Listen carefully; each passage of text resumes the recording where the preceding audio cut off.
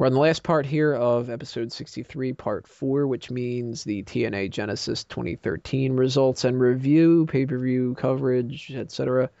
No Dusty and Sheamus this week. We're only going to do that maybe for predictions every once in a while or something like that. But so it won't be as fun. I know. But that's TNA, so it won't be as fun anyway. First things first, we had the TNA Tag Team Championship, Chavo Guerrero, the Spirit of Eddie Guerrero, and Hernandez against Joey Ryan and his mustache and Matt Morgan. Chavo and Hernandez win via pinfall after Hernandez damn near kills Joey Ryan by powerbombing him on his fucking head. Ouch. We've always heard before what he was thinking. The thing is, right, that border toss is a variation of a powerbomb. How the frick does he do it to people where it looks like they're gonna die every single time? When he landed on his head, I was just like, fuck, that could have just ruined his entire career. Like this that. Is the thing. That does bad? TNA, does he need to share a freaking a bed with like Jesse? What's that other guy? Anthony Nese? Does he need to share a bed with him? Seriously, the guy's still out with a fucking neck injury, learning how to use his legs again. God's sake, freaking TNA, get your act together. They should make Hernandez and Zema Ion a tag team. Seriously. That was like the only thing that happened in the match that I thought was anything interesting. Looked awful, like that powerbomb. Especially for Ryan, who almost looked like his career got ended right there. Right, yeah, it really looked bad like that. But again, no, I don't. I should sure. rather see Ryan in the X Division. I didn't really like this match. One, because Morgan, and I'm actually probably one of the only people who watched it aside from Tony Mango, who forces himself to watch it as punishment. Yeah, it's like when a depressed emo kid slits his wrist. Instead of doing that, I watch TNA. Or whips himself with a fucking, chainmail. He just watches TNA instead. But yeah, no, the match was. The thing is, I don't care how much Chavo and Hernandez think they're over. They're not. As a tag team, they're not the best choice to hold those tag team titles. It probably would have switched sides if not for Morgan being injured. So it was what it was. It wasn't a great starter. And Hernandez really needs to actually go to OVW and train a little bit more on how to actually not kill someone. Right. What was the next thing we had? We had Mr. Anderson cut a promo about having steak and stuff. And then he had a match with Samoa Joe where he won because Aces and Eights came out and distracted Joe. Well, more importantly, Mike Knox came out. I don't know what they're calling him now. If the Doc trend continues, maybe he's sleepy or something. Beardy. Well, Mike Fat Ass. I think they're calling him Knox at the moment. That's just his name at the moment, just Knox, because TNA can't think of anything clever. I wouldn't be surprised if they call him Knox and spell it like Nocks or something like that. Oh, for God's sake! They'll probably. It should be Dopey or Sleepy. I might as well just call Taz like Snow White or something like that. So the match, the generic match, could have been on Impact, and I wouldn't have noticed any difference. It's filler on this card. Well, again, when it comes to Mr. Anderson, they don't know what they're doing with him. No. And this is one of the biggest issues. What they're doing with him? No, they gave him the Jeff Hardy crappy belt variation of the TNA title, which he wore around his waist. Then they lowered him down the card in order to give Sting a push to the world title. Then he disappeared for a while. Then he came back, faced Joe for the TV title, lost, disappeared, came back, got beaten up by the Aces and Eights, disappeared, came back. And that's all he's doing at the moment. There's no legitimacy behind his pushes anymore. And I think he even said it as well. Apparently now they're trying to put something behind him and do a story of why he's now with the Aces and Eights and stuff. But for me, it's too little too late. I've lost interest in his character. And a lot of it is to do with the fact that they just don't know what to do with him. And this win over Joe, does it make him look legitimate? No, it doesn't. No, it doesn't do anything. No. We had the finals for the X Division tournament, Christian York against Kenny King, which Christian York won via pinfall. Best You did match. say that you were gonna that Yep, it was gonna be Christian York. I I thought that actually it said would King. be. Yeah. And right after the match, Kenny King kind of lays him out. But then they had the other match, Rob Van Dam against Christian York, and it was the typical stay down, but he keeps coming up and all that. Then typical TNA, it kind of turns out to be nothing, and RVD just wins. So even if you want to go stereotypical mode, you kind of have to go stereotypical the entire way, because then that's what the purpose of the storyline is, instead of going stereotypical and then cutting its legs off. Uh, I don't, I liked the Kenny King match better with Christian York than the Rob Van Dam one, but that's no surprise because I'm not the biggest Rob Van Dam fan. Well, because at the moment he's a shell of his former self. He's a spot monkey now. He does his moves and that's it. I thought he always did that. Yeah, I've never been a fan of RVD, really. No, he used to. There were times where he could tell a good story and he could cut a good promo. And when he was in the ring, he used to sell for everybody else and make them look good as well and tell a story, well, a variation of a story in the ring. But now it's just him. I hit my few spots, crowd pops, I'm done. That's what a Van Dam match is at the moment.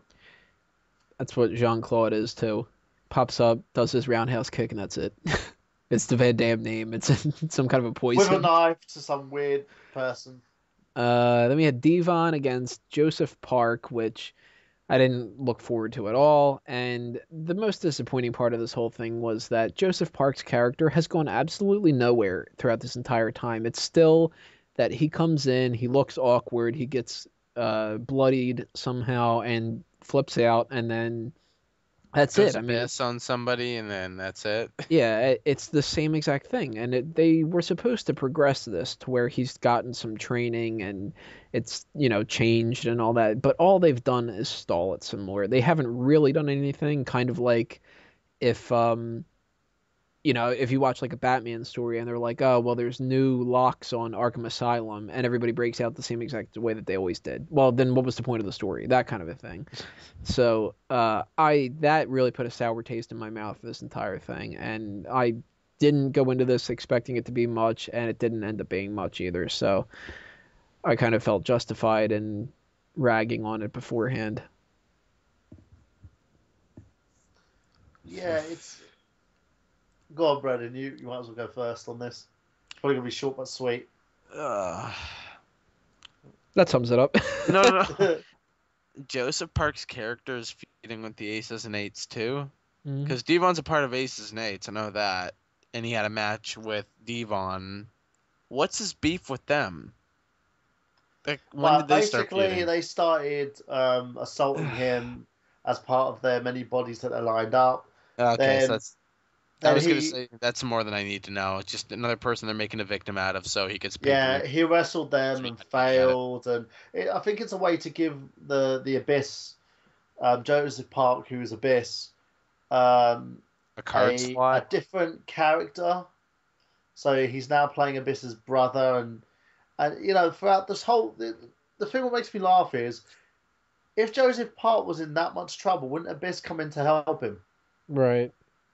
It doesn't make sense to me, and the It's whole... the same person. It don't.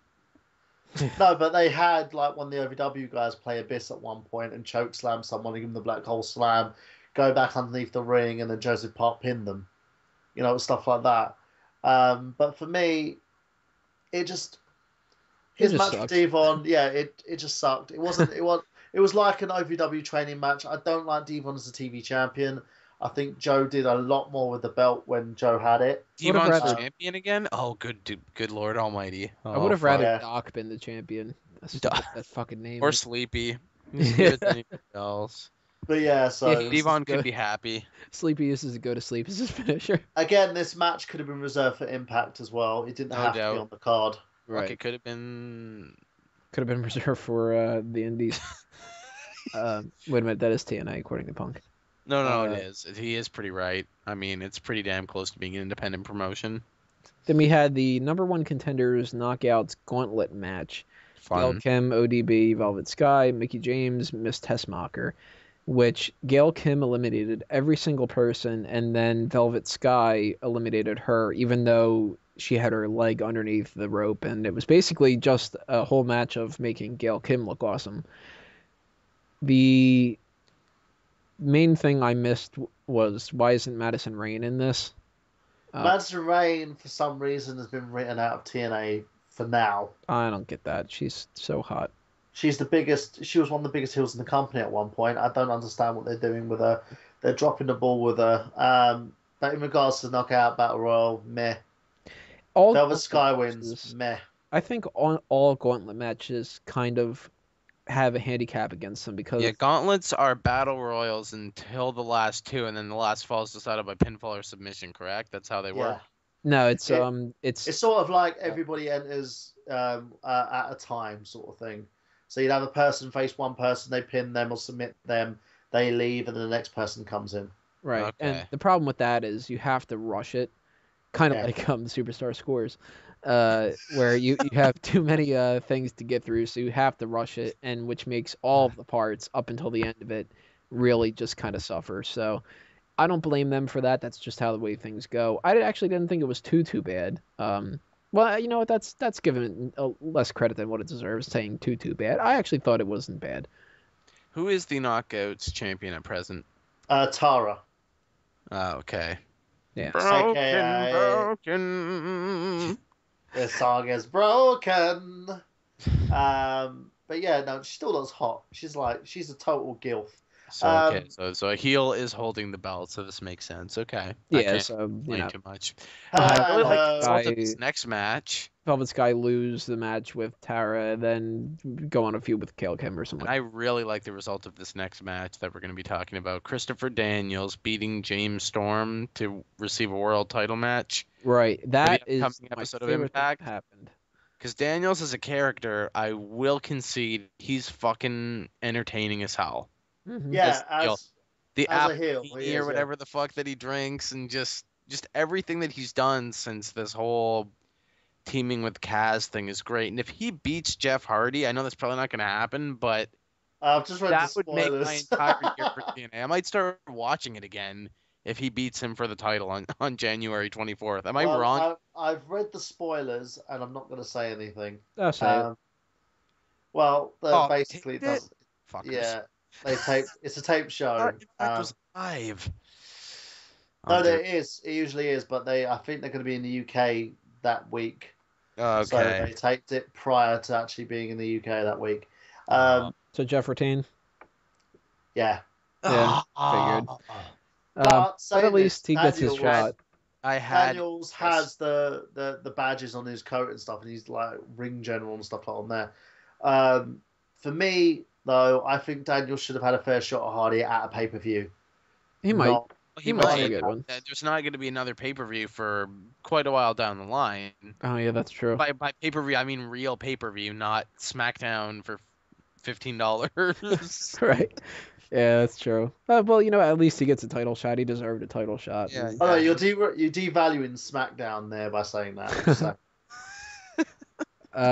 Then we had Sting against Doc. And there really wasn't anything that happened in this match. Hi-ho! It basically was like off the job I go. Yeah. Hi-ho, hi-ho, hi-ho. Sting wins. Yeah, Sting tried to do a Scorpion Death Drop, didn't, eventually did, and won the match. There wasn't nothing that happened in here. It wasn't really long at all, and just nothing happened. So I don't really have anything to say about it. I mean, Sting looks good still for his age. Yeah, but it's one of those things where the thing about it is I would have rather seen Doc either look strong in the match and get the win, or if he couldn't get the win, at least brutally beat the crap out of Sting again or something like that. Do you know what I mean? Mm-hmm. For me, it just seems if Sting gets a clean win over the guy who's supposed to be the most dominant part of the Aces and Eights faction, it makes the whole faction look weak. As I said, I'm not saying anything against Sting. Sting's a main event, I understand that, but there was no reason why he gets revenge on Doc. Not that soon, anyway.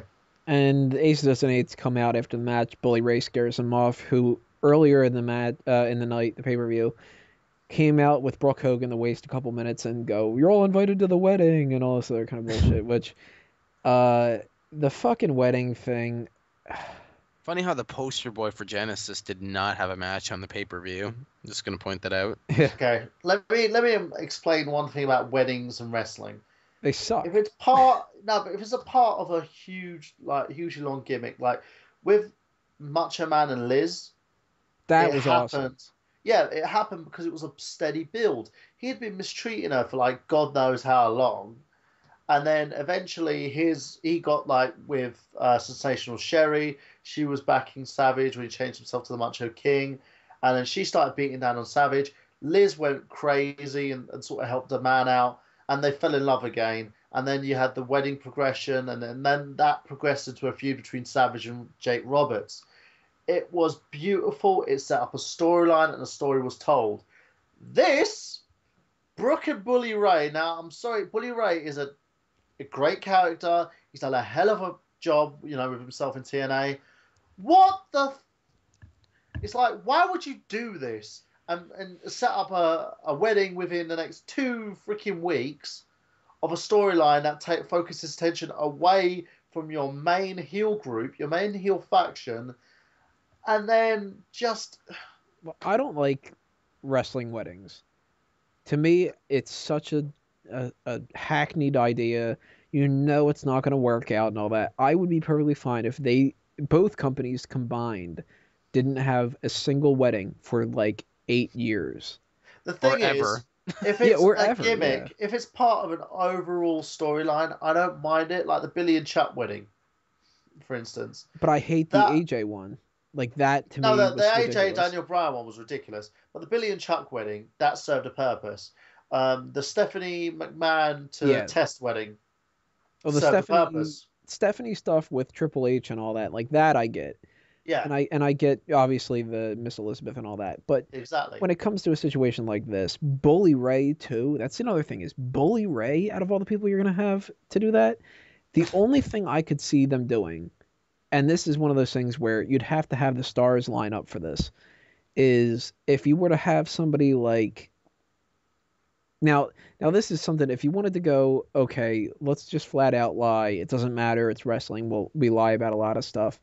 It would work better if it was real life, but let's just say somebody like Jesse Sorensen was back, and you had weeks and weeks and weeks and weeks ago, he bumps into Brooke backstage and they kind of flirt, and you don't call any attention to it. You can't be like, oh, it looks like there's some chemistry there, I wonder if they're gonna fuck tomorrow, like one of those kind of things. But you just throw a little tiny hint out there, and then you throw another little hint out there, and you throw another little hint, and then you throw a little hint that Hogan's a little like, I don't like this guy hanging around my daughter. And you kind of make the storyline more about a young kid who actually does like Brooke who actually does like the guy, and Hulk Hogan, who is that father who has been in the business and doesn't want his daughter to get involved. And it's kind of the storyline you've seen in movies where you have like the cop and the old veteran cop, and well, I've been around here long enough and I know what the bad stuff is with this. It ruined my marriage. I don't want you to do that to my daughter and all that. And it slowly becomes a storyline about how somebody like a Jesse Sorensen earns the respect of Hulk Hogan.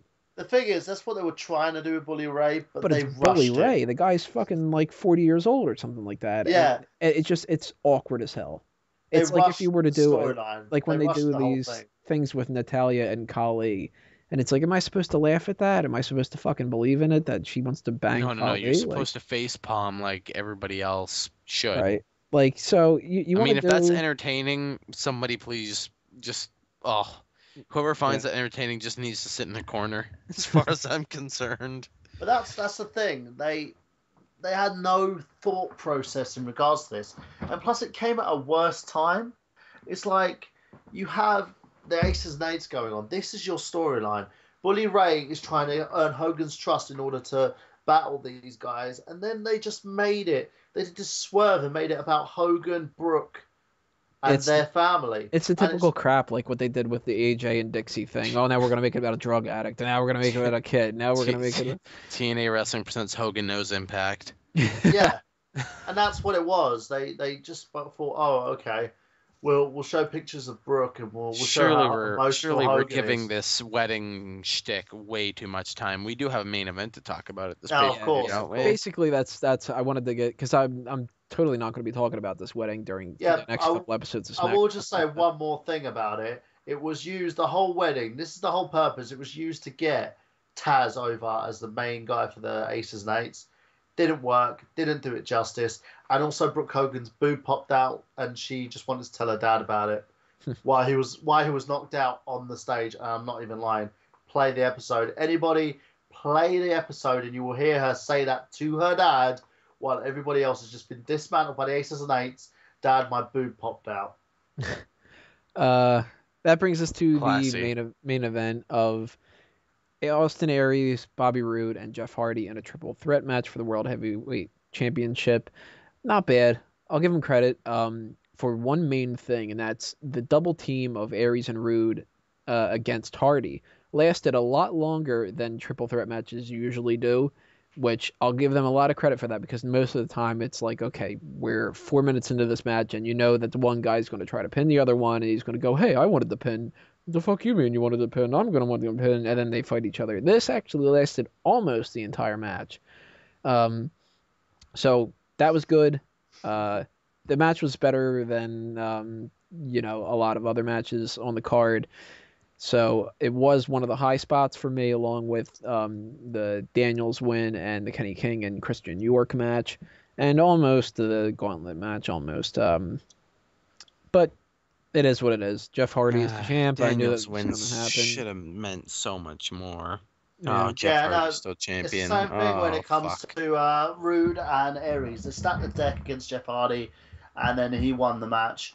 I am not comfortable with Jeff Hardy being your TNA World Heavyweight Champion.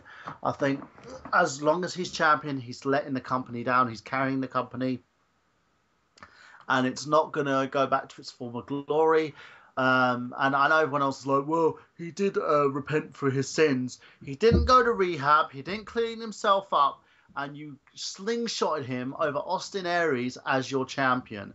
Do you see what the problem is, TNA? Right, you've got unresolved issues between James Storm and Bobby Roode, which should have ended with James Storm capturing the title. You had numerous possibilities that you just flushed down the toilet so that Jeff Hardy could get the belt. It's ridiculous. And yes, I know I shit on TNA a lot. I know I do. It's because it's like one of those kids where you feel like you deserve better, you know? You're disappointed because no matter how good you tell him to be, TNA just has to go back on the naughty step. Do you know what I mean? It's like this company, the only great way thing it's to going to save expect from itself. TNA is to be disappointed by them. Yeah. They'll never let you down when it comes to being a big disappointment. Right. That's what you got to remember about TNA. But I am going to say this. I am going to keep watching just in hope that they put the title on someone who deserves it, like they did with Roode. That was a glimmering little bit of light that TNA had when they put the title on Roode. Even when he dropped it to Aries, I didn't think that was a bad decision either. No, it wasn't. And they had a chance to get me to be a viewer again. Daniels is world champion. Fuck, that would have been awesome. Oh well. Of course, no, he deserves it more than anybody deserves it. You know, he's been there the longest in the company, sans AJ Styles, and he's been there, you know, as a constant reminder of how good someone can be in that company. He has always put on one hell of a show. He's never put on a bad match, whether it's X Division, Tag Team Division, whether it, he should be vying for the television title. He should be vying for the world title. He should be vying for one of those belts. And I don't understand why, they're shortchanging him. I don't know why. Well, that's especially with TNA this character. Yeah, that's the TNA Genesis pay-per-view review, and you won't be hearing any TNA talk for the most part for a while until lockdown. So, of course, we're on plug time, and the Sign Me Up initiative always goes before everything else for the most part. Bring a WWE sign, or bring a Smark Out Moment sign to any kind of a wrestling event, and take a picture or video of yourself and send it to me. I'll put it up on the website and up on the next episode of Smack Talk. Check out all the other websites that you see at the outro. I don't put them on the outro for no reason. So, Out on Limbs is going to have a new post up real soon, and that's probably going to be about stupid warning labels. The Fanboys Anonymous, of course, keeps going up there, and I don't know when we're going to do the next podcast and all that, but, subscribe to that YouTube channel too. The other stuff, the Bleacher Report and all that, you guys know the deal with all this. Send in your suggestions, by the way, about the Royal Rumble predictions contest, because the winner is going to get an opportunity to pick somebody else who lost and kind of make them do something stupid. A couple suggestions that are floating around are they got to elbow drop their coat like Ric Flair, or they got to do the Daniel Bryan yes in public. Feed me more restaurant. Yeah, go to a restaurant and chant "Feed me more." Like, anything that has to be within the realm of possibility. You can't do anything, obviously, that's going to be illegal or get anybody in trouble or, any of that kind of stuff. But if you have any, like, kind of stupid ideas, anything wrestling related that we can kind of film for whoever loses that, send us our way.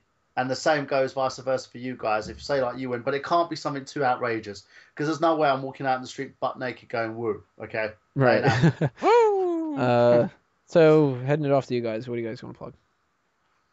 I'm basically making a movie. So, guys, if you go to www.nerdgenius.com, my official site, hopefully Tony can put it down with the rest of the links down there for you. There's a donation bar on the site. You'll see it. It's underneath the I Got Gameplay Stitcher player there. And basically, click on donate. The cheapest there is $5. If you can spare $5, or if you're from the UK, it's like £3.11. If you've got it to spare, please donate this movie. I want to make this movie. I am trying to set up for the Kickstarter sooner for it. I'm in talks with another company to help me sort of produce it as well, getting people together and getting this done. I want to make it. It's going to be something awesome. And, I will promise you that if you donate to it, you will not be disappointed. Okay, and just a regular old YouTube channel here. Everybody knows by now, www.youtube.com/spoodbeast. And again, I always plug it, but those of you who subscribe and comment to this very channel that this video is going to be posted on, keep doing it, because we do it for you. We don't do it to talk to each other. And the most important plug is to plug the show itself, because, those who know of it are the ones who know of it, but then you can tell other people, and then those people can tell other people, and then all of a sudden, Smark Out Moments got, a bunch of an expanded wrestling fan audience. And that's, the greatest contribution I can give or try and endorse others to do. And I think that's really great. And that's what we're all here for, is to discuss wrestling. Well, at least the YWC anyway. Yeah. So that wraps up episode 63. We will see you on episode 60. Oh, actually, before we see you on episode 64, we're going to see you with the Royal Rumble predictions on Wednesday. They'll probably be up. So stay tuned for that. Check that coming up later on this week, and have fun, guys. This has been another Smark Out moment, and we're being counted out. See you next time, everybody.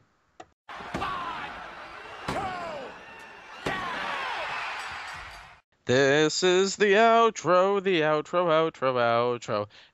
outro, out. This is the outro, an outro. See what I mean? And I would like to say he's from Canada. Bob Backlund's theme has no fucking lyrics. Well, we created some for it. Right.